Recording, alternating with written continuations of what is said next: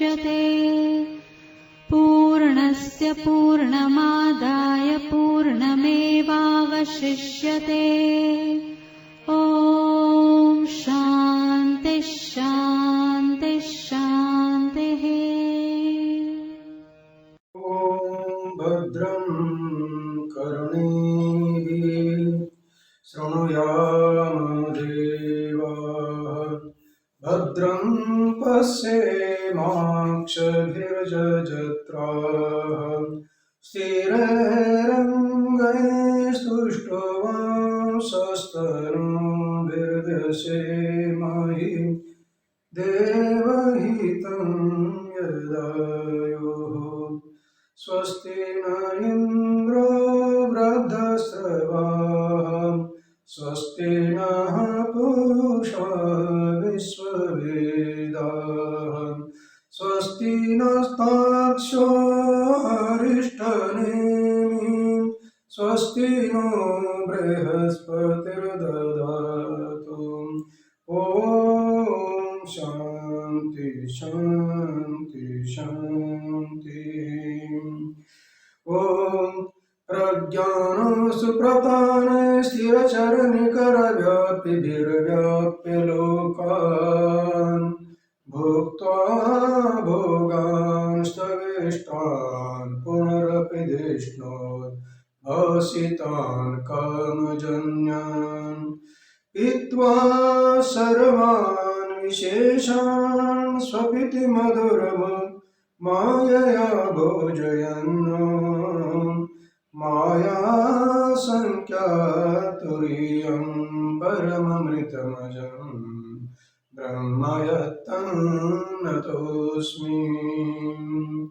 यो विश्वात्मा विदित विषयान् प्राच्य भोगान् स्थविष्टान् पश्चादन्यान् सुमति विभवान् ज्योतिषा स्वेन सूक्ष्मान् सर्वानेतान् पुनरपि शनिः स्वात्मनि स्थापयित्वा हित्वा सर्वान् विशेषान् विगतगुणगणान् आत्मसो नास्तुरीयः।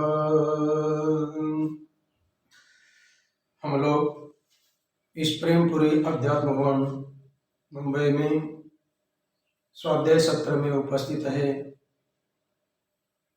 मांडुक्य उपनिषद चल रहे हैं, आगम प्रकरण है। हम लोग 4 मंत्र पूरा कर चुके हैं। अब 5वें मंत्र के लिए प्रारंभ है। उसकी अवतरणिका के लिए प्रारंभ करते हैं 333 पृष्ठ से ही।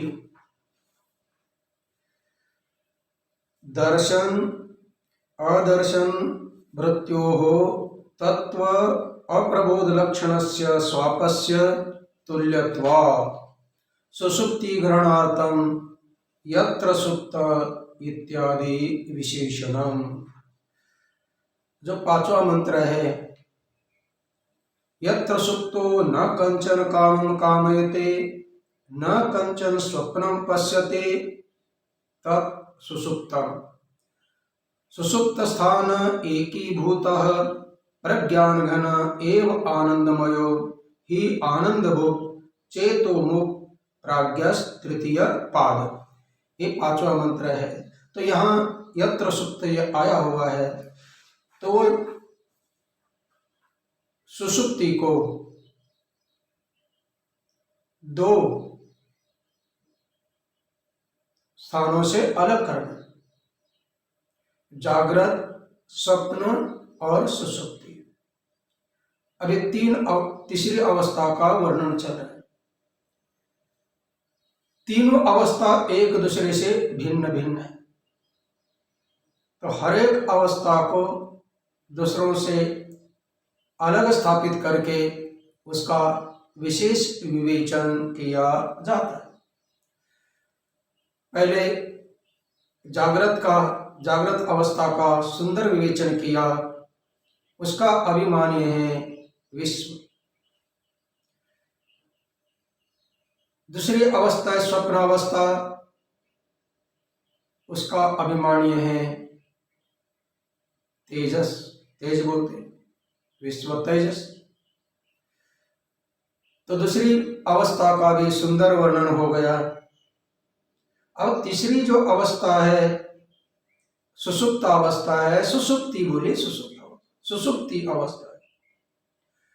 अब सुषुप्ति अवस्था को इन दोनों से अलग करने के लिए मंत्रों में कुछ विशेषण दिए गए हैं। व्यवहार में भी किसी को अलग करना हो तो कुछ ना कुछ विशेषण दिया जाता है। विशेषण कहिए या लक्षण कहिए,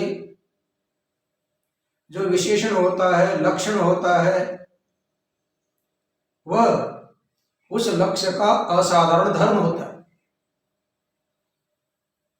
जैसे पृथ्वी है, पृथ्वी को 5 महाभूतों में से अलग करने में, 4 भूतों से अलग करके अपने को स्थापित करना है पृथ्वी को। तो पृथ्वी 4 भूत नहीं हो सकती है, क्यों, क्या लक्षण है? तो तर्क संग्रह में उसका लक्षण किया, गंधवत्वम पृथिव्या लक्षणम। गंधवत्वम अर्थात गंध का जो अधिकरण है उसको पृथ्वी बोला जाता है। इसका मतलब क्या हुआ, जो गंध विषय बोलिए, गुण बोलिए, तर्कशास्त्र में या न्याय शास्त्र में उसको गुण बोला जाता है और वेदांत में गंध को विषय बोला जाता है। अब गंध जिसमें रहता है उसको पृथ्वी बोलते हैं, इतना लक्षण करते हैं। फिर गंध दूसरे में रहता नहीं है। कोई बोल सकता है कि जो पानी है, पानी भी सुगंधित हो जाती है। गंध का अर्थ है सुगंध हो, दुर्गंध हो, कोई भी हो, गंध मात्र कर दिया। तो फिर वो गंध 2 प्रकार का है, सुरभि असुरभिश्च, सुगंध और दुर्गंध। लेकिन चाहे सुगंध हो चाहे दुर्गंध हो, जो गंध रूपी है वह गंध पृथ्वी का लक्षण किया। अब वो लक्षण लक्ष्य में ही रहना चाहिए, अलक्ष्य में नहीं रहना चाहिए। लक्षण उसी को बोलते हैं जो अतिव्याप्ति, अव्याप्ति, असंभव, दोष त्रयशून्यत्वम तदेव लक्षणम। लक्षण किसको बोलते हैं? लक्ष्य को लक्षित करने के लिए, लक्ष्य को सिद्ध करने के लिए जिस लक्षण का हमने निर्माण किया या लक्षण किया, उस लक्षण में 3 प्रकार के दोष आ सकते हैं। तो तीनों दोषों को निराकरण करना चाहिए। वहां बोलते हैं अव्याप्ति है, अतिव्याप्ति है, असंभव है। अव्याप्ति क्या है? पूरे लक्ष्य में न रहता हुआ कुछ लक्ष्य में रहता है तो अव्याप्ति है। लक्ष्य में रहता हुआ अलक्ष्य में लक्षण जाए तो अतिव्याप्ति है। लक्ष्य मात्र में न रहे तो असंभव दोष है। तो इस प्रकार लक्षण के 3 दोष होते। तर्क संग्रह पढ़ते समय आप लोगों को ये पूरा का पूरा ज्ञान होगा, बहुत सुंदर। तो पृथ्वी का लक्षण किया गंधवत्व, तो गंध पानी में भी है, पानी सड़ जाता है तो बदबू आ जाती है।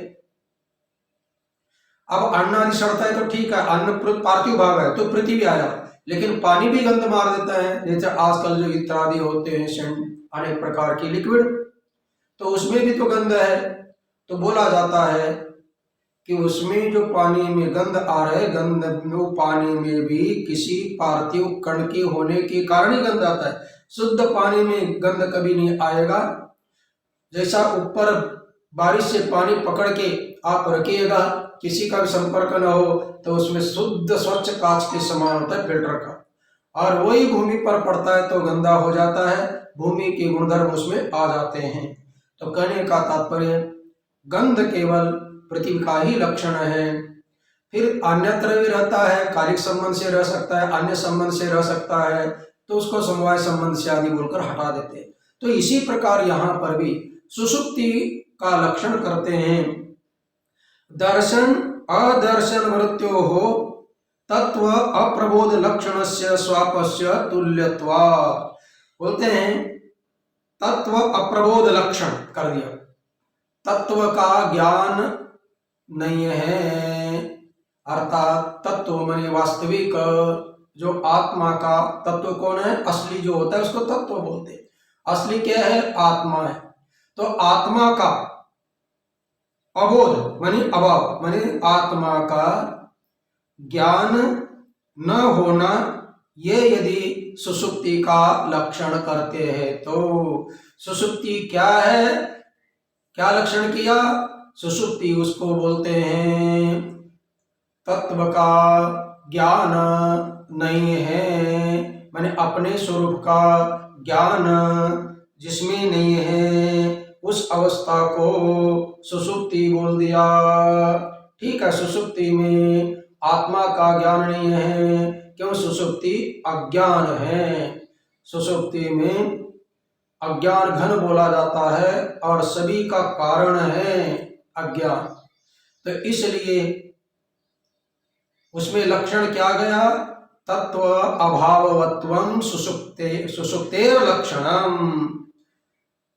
सुषुप्ति का क्या लक्षण किया, तत्व का अभाव जिसमें है उसको सुषुप्ति बोल। ठीक है, तत्व का अभाव तो मैंने आत्मा का, आत्मज्ञान का अभाव है, उसको सुषुप्ति बोलते हैं। इतना लक्षण करने पर ये लक्षण लक्ष्य में रहता हुआ अलक्ष्य में भी गया। अलक्ष्य कौन है, बोलते हैं दर्शन अदर्शन वृत्यो हो तुल्यत्वा। एक दर्शन और एक अदर्शन, ये किसमें है, दर्शन होता है जागृत अवस्था में। हम लोग अभी एक दूसरों को देख रहे हैं तो जागृत अवस्था में नाम रूपात्मक जो भी जगत दिखाई दे रहा है ये दर्शन है।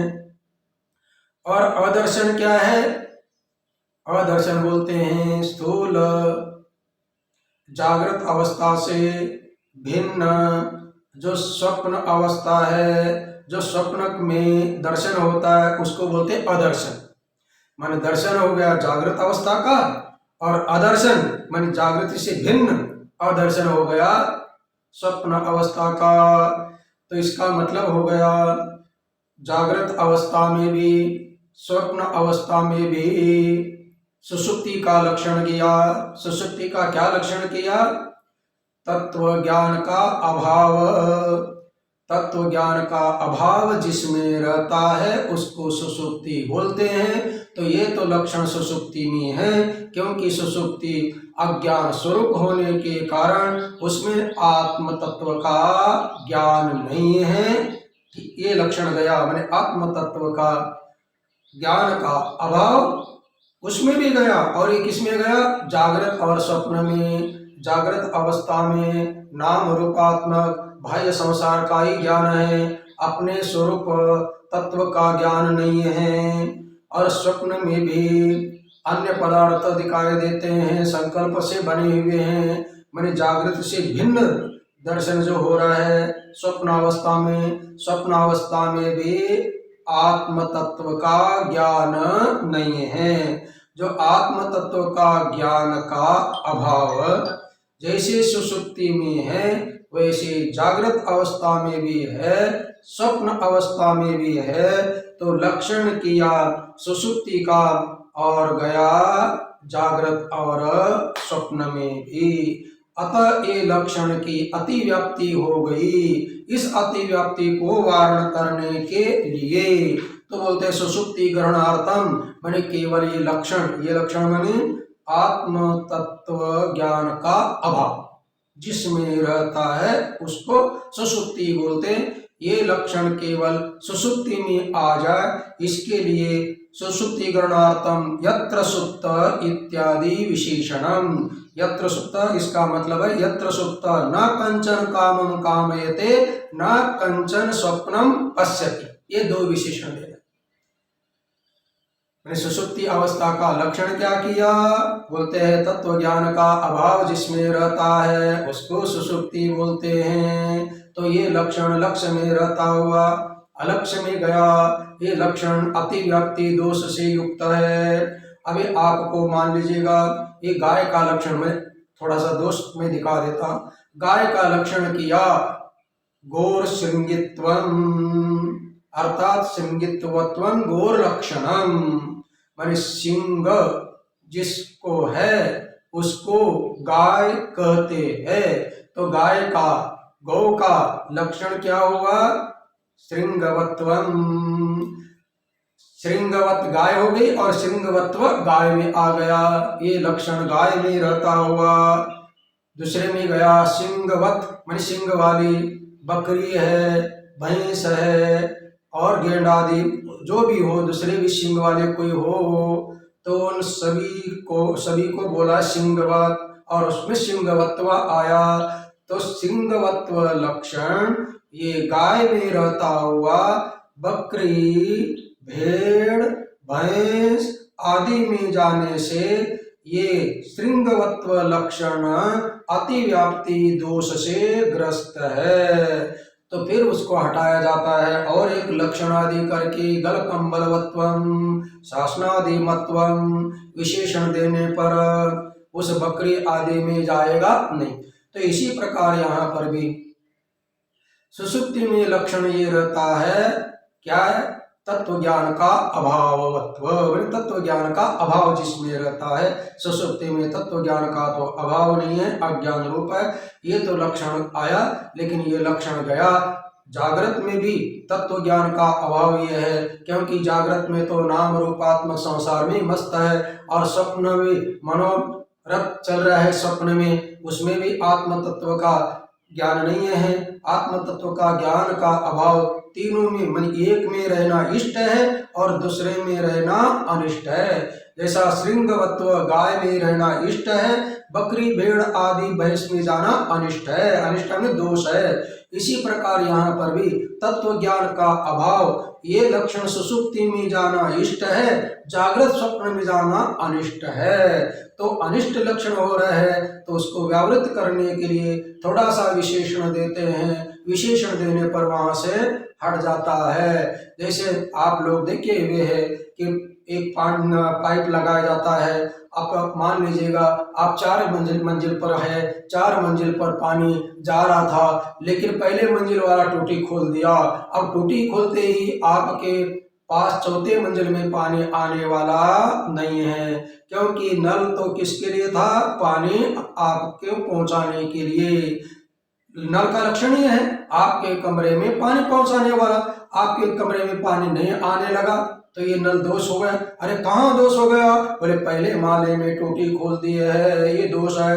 फिर पहले माले को अपना चाबी घुमा दिया, ये बंद कर दिया, और बंद करने के बाद में फिर आया, थोड़ी देर के बाद में दूसरे मंजिल वाला खोल दिया, फिर बोल दिया अरे ये तो लक्षण नल जो है पानी देने का लक्षण था, ये तो गायब हो गया लगता है।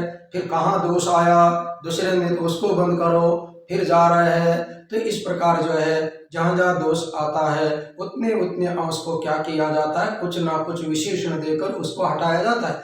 जैसे कहीं पर अपना अभाव हो जाता है तो जहाँ जहाँ घाव होता है उतने ही पट्टी की जाती है, पूरे शरीर पर नहीं।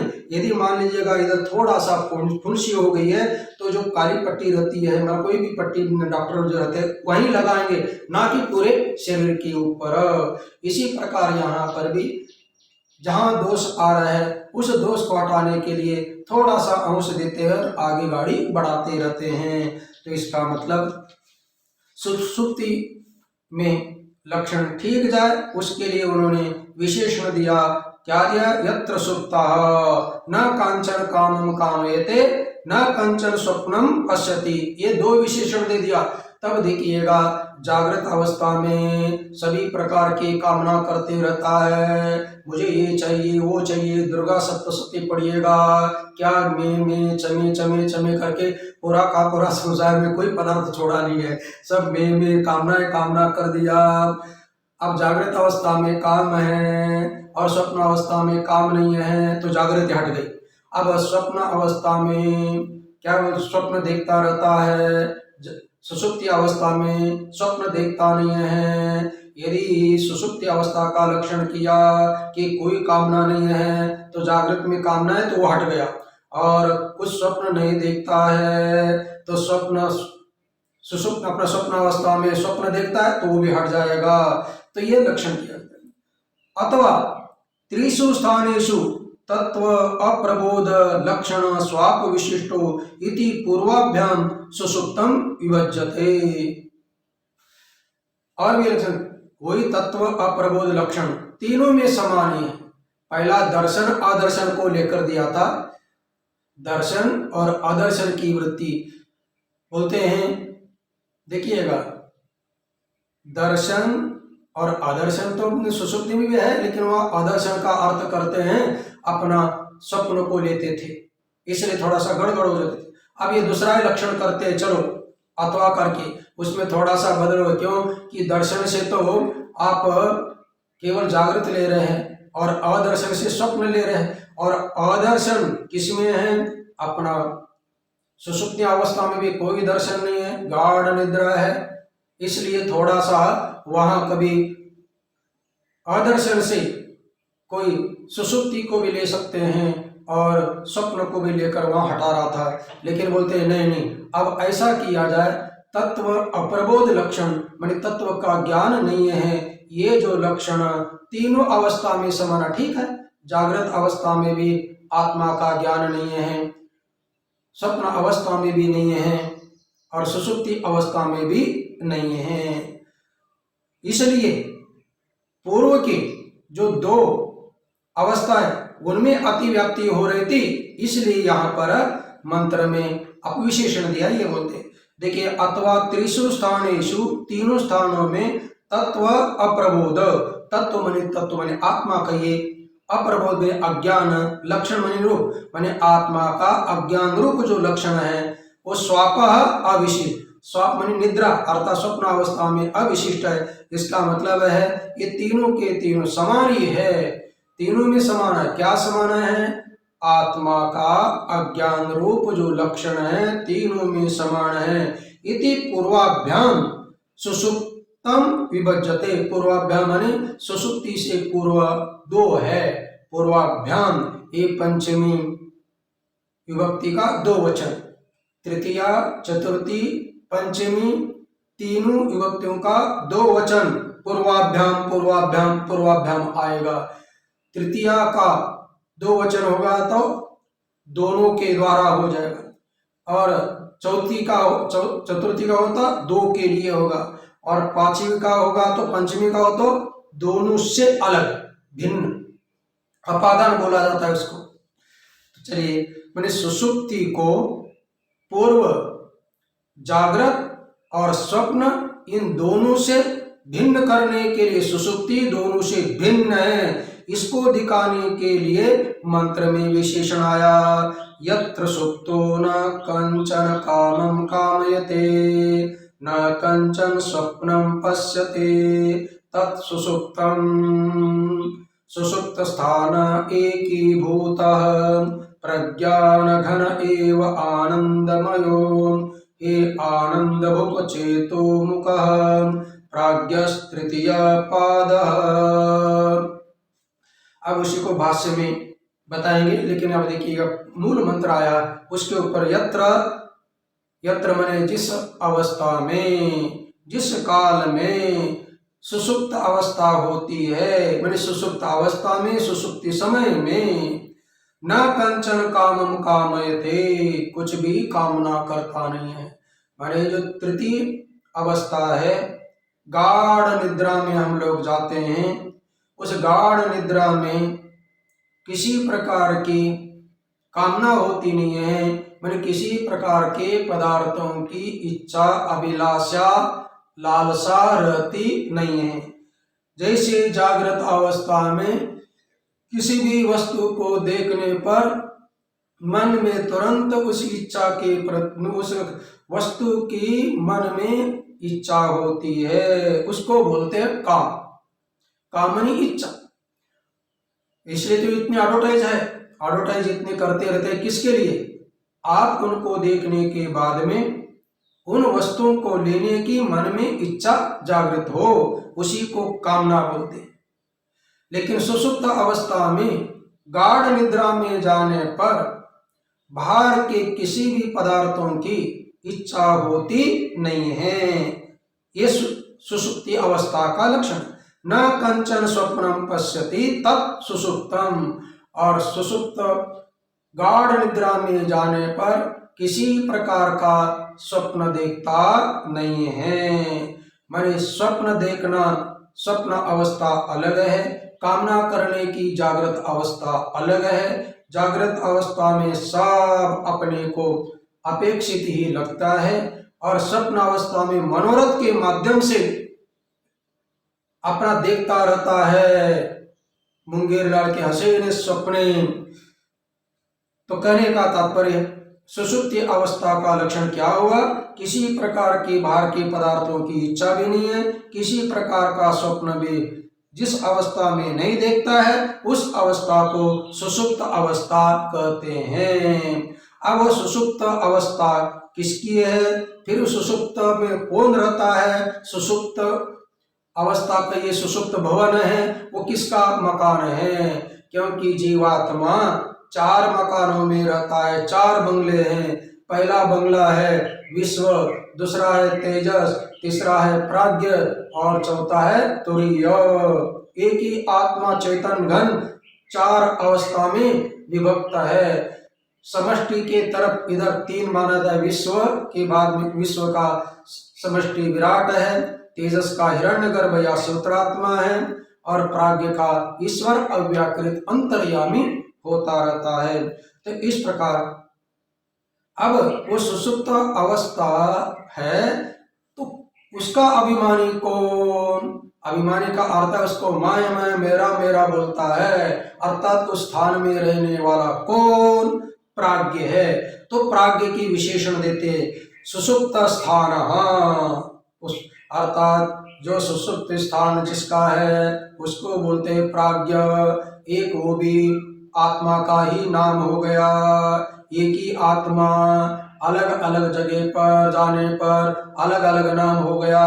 जागृत का अभिमानी किया तो विश्व बोल दिया, स्वप्न का अभिमानी उस आत्मा ने किया, उस चैतन्य ने किया, चैतन्य घन सच्चिदानंद परमात्मा ने किया तो उसको तेजस नाम पड़ गया। और गाढ़ निद्रा में सुषुप्ति को बोल दिया, अरे भाई ये मेरे लिए स्थान अच्छा है तो चलो तुम्हें प्राज्ञ नाम रख दिया। तो प्राज्ञ का सुषुप्ति स्थान। और क्या विशेषण है और कैसा है? एकीभूत प्रज्ञान घन है। एकीभूत माने ठोस, प्रज्ञान घन माने ज्ञान स्वरूप ये है। और कैसा है? प्रज्ञान घन एक माने प्रज्ञान घन अर्थात ज्ञान घन के अलावा दूसरी कोई अवस्था नहीं। योग का अर्थ होता है दूसरा कोई भी नहीं है। इसको बोलते हैं अन्य योग व्यवच्छेद, अयोग व्यवच्छेद, अन्य योग व्यवच्छेद, अत्यंत योग व्यवच्छेद। 3 प्रकार के संबंधों का निषेधादि किया जाता है। कभी कभी आप लोग श्रवण करते हैं। योग के 3 अर्थ होते हैं। अयोग व्यवच्छेद बोलाता है, अन्य योग व्यवच्छेद बोलता है और अत्यंत योग माने अन्यों का संबंध होते हुए विशेष के साथ अन्य का संबंध होता है तो उसको काट देते हैं, विशेष के साथ अन्य का संबंध होता है तो उसको निषेध कर देते हैं, और क्रिया के साथ यदि अन्य का संबंध होता है तो उसको निषेध करते हैं। किसके माध्यम से? योग के माध्यम से। योग बोलते हैं अरे आप ही आना, ही का अर्थ है दूसरा नहीं। इसी प्रकार वह प्रज्ञान घन ही प्राज्ञ है। और कैसा है? आनंदमय है। तीसरा विशेषण देते हैं वो आनंदमय है।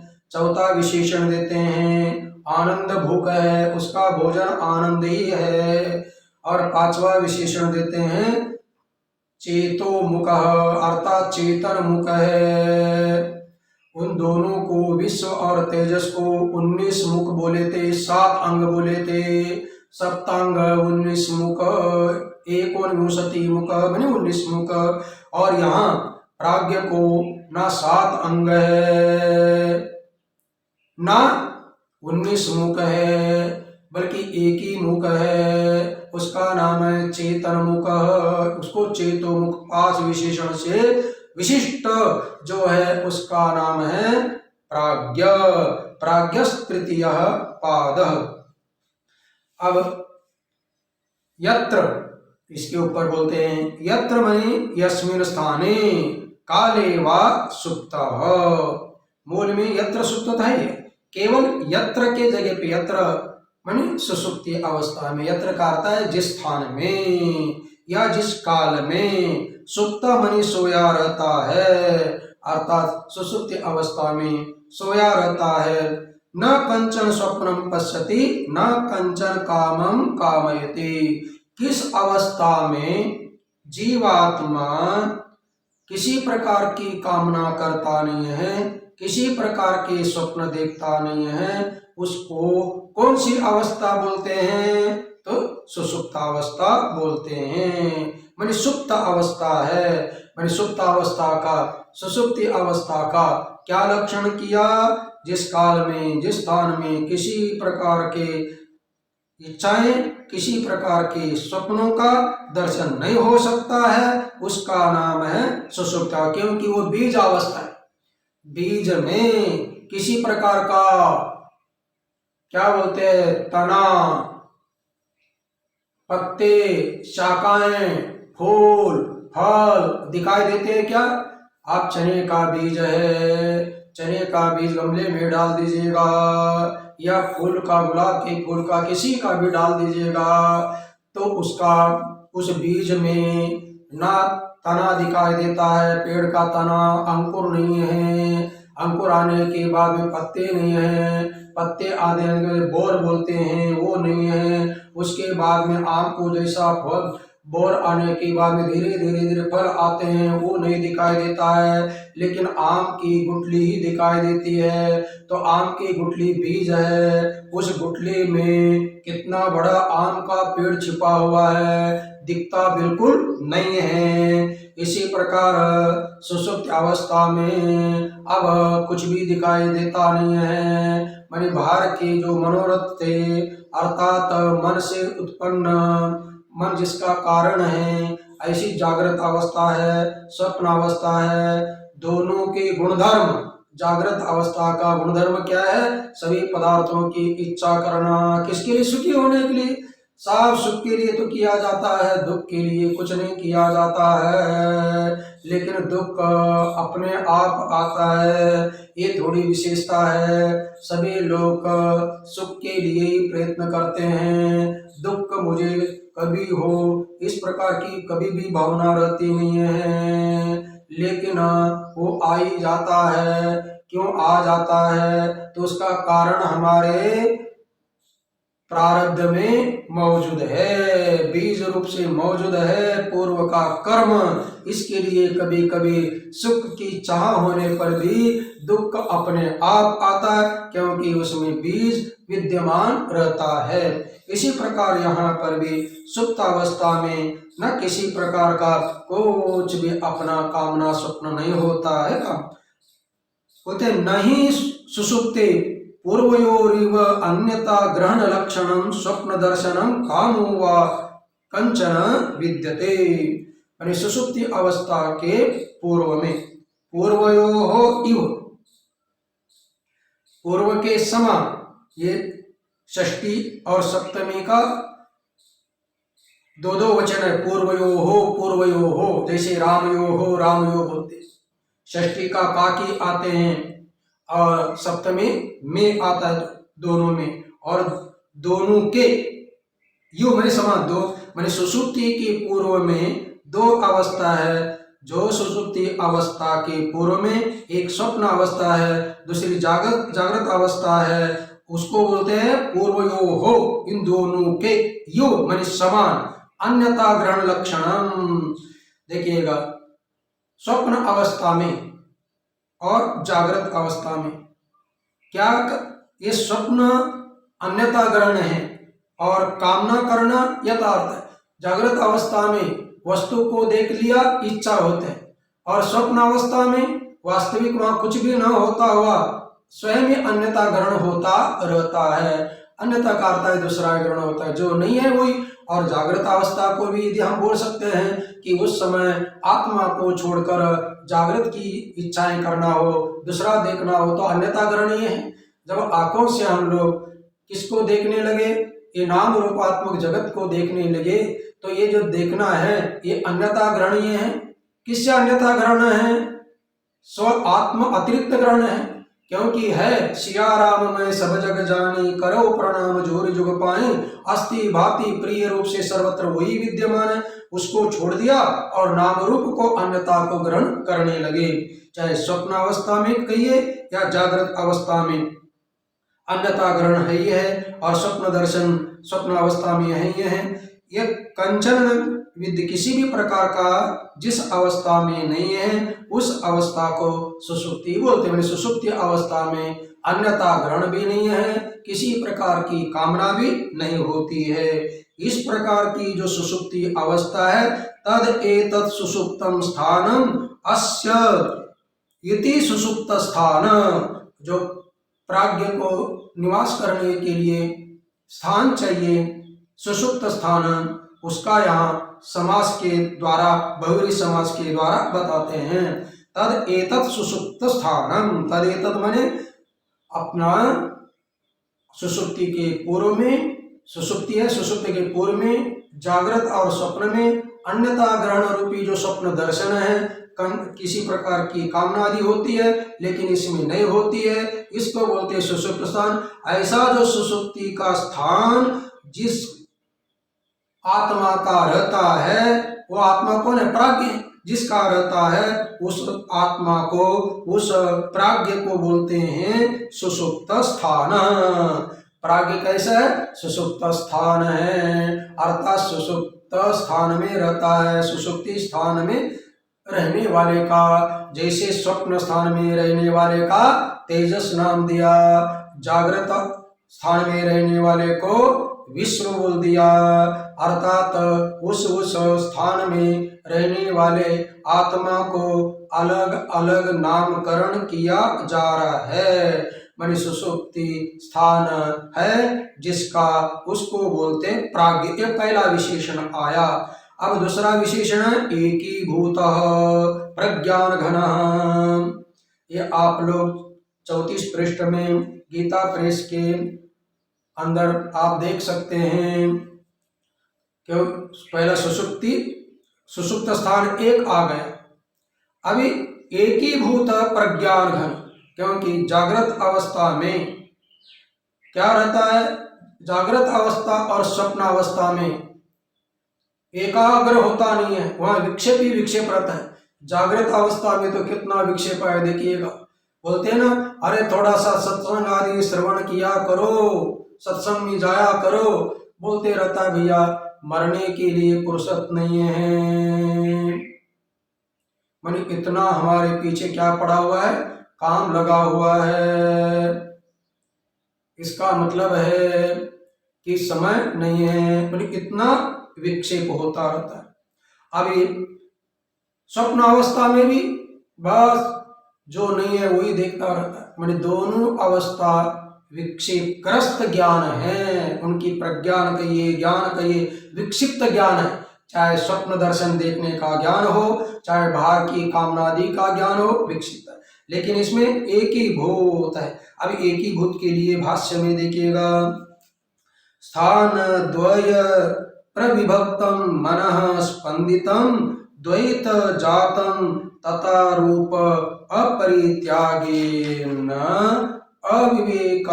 अविवेकापन्नम नैषतमोग्रस्तम इव आह सप्रपंचम एकीभूतम इति उच्यते। बोलते हैं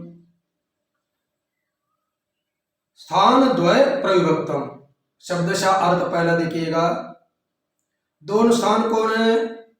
जागृत और स्वप्न स्थान से प्रविभक्त में भिन्न प्रतीत होने वाला। पूर्व दोनों स्थानों में भिन्न भिन्न प्रतीत होने वाला कौन है? जागृत स्थान में और स्वप्न अवस्था में अलग अलग प्रतीत होने वाला ज्ञान, उसको बोलते हैं मनस्पंदित द्वैत जातम। ये दोनों अवस्था में अनेक प्रकार का द्वैत दिखाई दे रहा है। जागृत अवस्था में नाम रूपात्मक नाना जगत की प्रतीति हो रही है, और स्वप्न अवस्था में भी अलग अलग कई प्रकार की प्रतीति हो रही है। तो दोनों अवस्था में, जागृत और स्वप्न अवस्था में क्या है, दोनों अवस्था में प्रतीत होने वाला जो मन का स्फुरण मात्र ज्ञान, मन का ही मन से कल्पित ज्ञान है। दोनों अवस्था का जो द्वैत जितना भी है, चाहे स्वप्न अवस्था का द्वैत हो, द्वैत का अर्थ है नाम रूपात्मक जगत, नाम रूपात्मक संसार, इसका नाम है द्वैत, क्योंकि अपने से भिन्न है। अपना आत्मा कौन है? सच्चित आनंद, सच्चिदानंद अपना स्वरूप है, और अपने स्वरूप से भिन्न कौन है? नाम रूपात्मक जगत, मैंने अपने से भिन्न होगा, उसी को द्वैत बोलते हैं। द्वैत का अर्थ यह है कि ना एक नहीं है, जो दूसरा होगा उसको बोलते हैं द्वितीय, और द्वितीय का भाव द्वैत। द्वितीयाद्वय भयम भवति, अपने से भिन्न कोई भी वस्तु होती है तो उससे डर लगता है। ये तो अपना याज्ञवल्क्य जी का संवाद है जनक जी के साथ। किंतु कहने का तात्पर्य, दोनों अवस्थाओं में जो भी द्वैत है वह कैसा है? मन स्पंदित, अर्थात मन से कल्पित है, इसलिए मनोमयम कल्पितम द्वैतम बोला जाता है।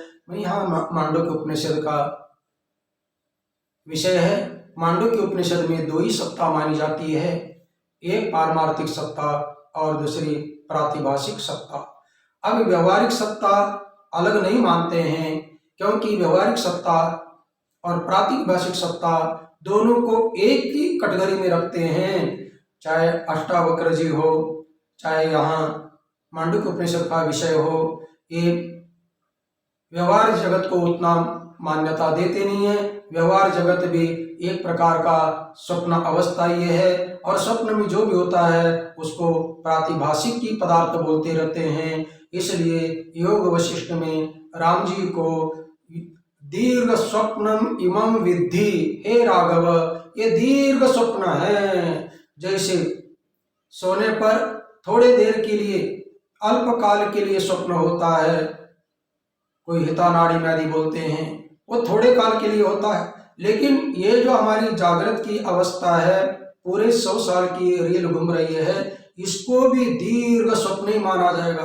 फिर स्वप्न के जो पदार्थ होते हैं उनको क्या बोलते हैं? मनस्पंदितम, मन कल्पितम। तो मन के द्वारा ये है, अर्थात मन के ही खाने लायक है, वास्तविक कुछ मिलने वाला नहीं है। ये कब तक मनोद्वैत चलता रहता है? जब तक जागे नहीं जो तो अज्ञान निद्रा में मोह निशा सब सोवन हारा, देखें स्वप्न अनेक प्रकारा। ये अनेक प्रकार के स्वप्न दिखाई दे रहे हैं, चाहे जागृत के हो स्वप्न के हो, ये दोनों एक समान ही हैं। मन से कल्पित है, प्रातिभाषिक है द्वैत है। ये द्वैत को तथा रूप अपरित्यागे न, अब ये क्या कहना चाहते हैं देखिएगा, स्वप्न अवस्था जागृत अवस्था दोनों में मनोकल्पित जो द्वैत है, और ये पूरा का पूरा स्वप्रपंच उसका है, उसका त्याग न करते हुए अज्ञान से ग्रस्त होकर सुषुप्ति में जाता है।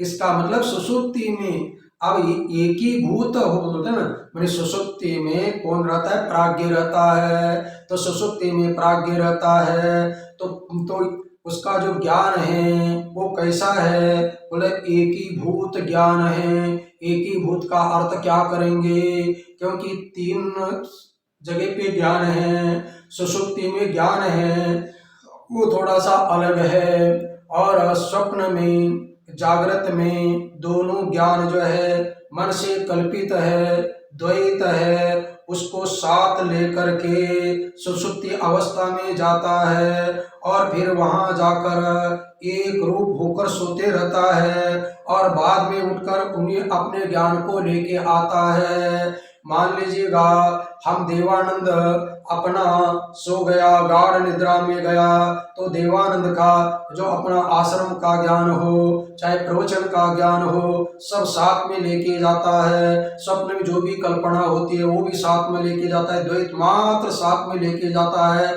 कहाँ पर? गाढ़ निद्रा में। और गाढ़ निद्रा में साथ में लेके जाता है, इसलिए साथ उठते ही वो साथ में आ जाता है और अपना बोले ये आश्रम है, ये पाठ चलना है। यदि ये छोड़कर जाता, आश्रम का ज्ञान छोड़कर जाता, ये सन्यासी का रूप छोड़ के जाता, तो दूसरा ही कुछ हो जाता।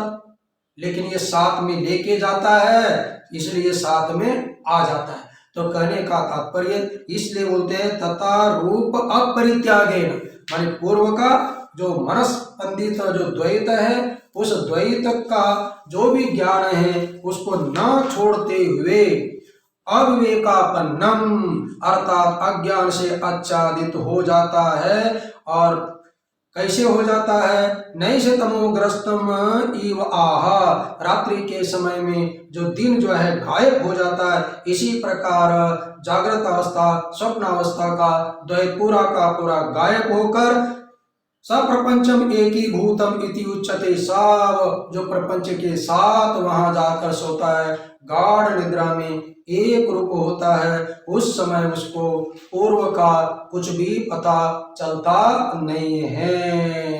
तो ये क्या हो गया? एक रूप। कैसा एक रूप हुआ, क्या हुआ, इसको हम लोग फिर कल देखेंगे। ओम पूर्णमदः पूर्णमिदं पूर्णात् पूर्णमुदच्यते पूर्णस्य पूर्णमादाय पूर्णमेवावशिष्यते। ओम शांति शांति शांति। सच्चिदानंद भगवान की जय। स्वामी प्रेमपुरी जी महाराज की जय। ओम नमः पार्वती पते। हर हर महादेव।